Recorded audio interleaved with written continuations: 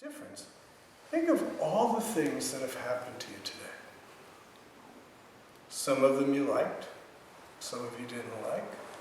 Some of them you had to calm yourself down from, whether you liked it or not.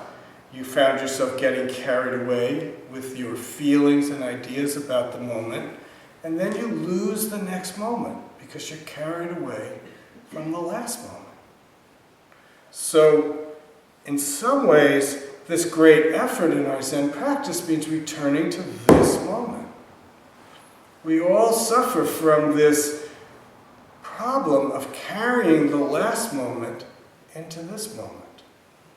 Now, of course, the last moment leads to this moment, so we learn there's wisdom. We do carry something, but usually we're carried away. It's a lovely phrase.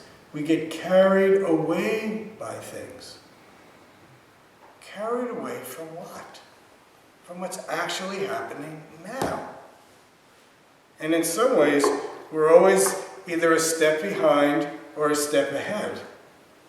The hardest place to be is right now.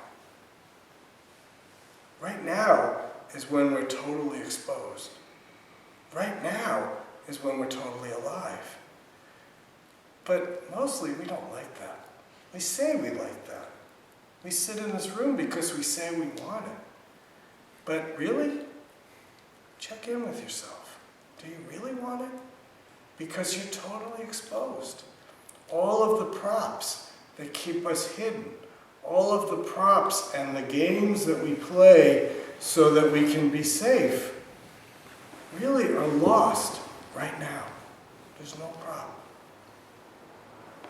For me, right now, I have to keep speaking. You may like what I say, you may not like what I say.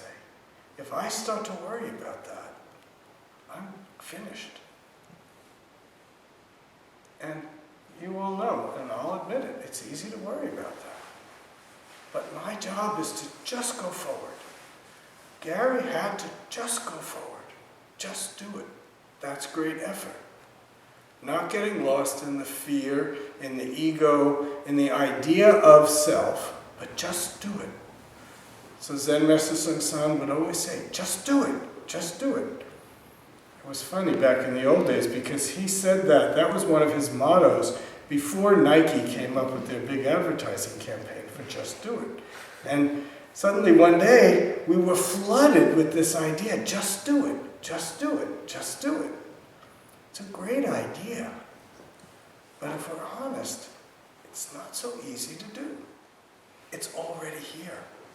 That's why when someone asked Joju, why did Bodhidharma come to China? He answered, the cypress trees growing in the garden.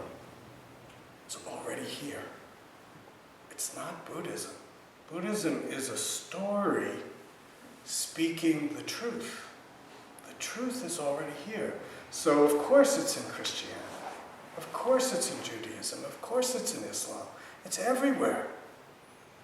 But we get lost in the leaves and the branches, and we don't focus in on the roots. And our practice is not about the teaching, our practice is about the doing.